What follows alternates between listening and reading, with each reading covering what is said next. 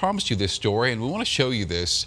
A recent Contact 7 report we did on a used car dealership uncorked even more accusations of that dealer selling lemons. So Jason Grenauer has that follow-up tonight.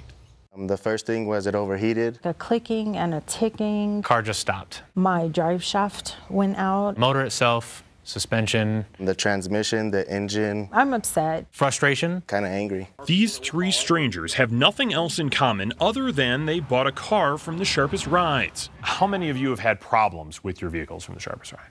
How many of you believe that you were sold vehicles that were mechanically defective? This is just a small sample of the 1,000+ comments and the 3,000 shares our stories on the dealership have garnered online. I thought, how many more are there that haven't said anything about it? On top of dozens of emails and texts, the Contact 7 tip line has received 75 calls of fairly similar complaints. After a month of me buying it, it broke down and they said I needed a new engine. We've gotten a few vehicles from them and have had nothing but problems. It was the horror story.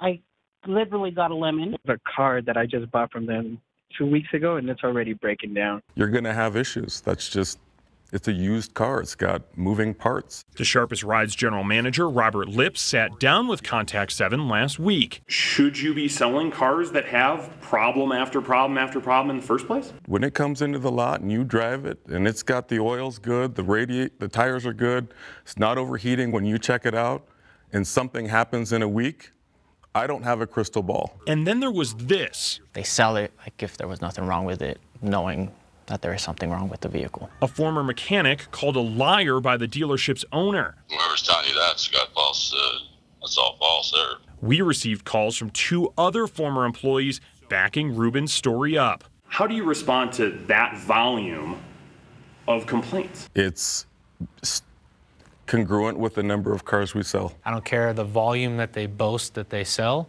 This number of issues is not acceptable by any standards. It can't be a coincidence that this is what they do. In Englewood, I'm Jason Grenauer, Denver 7.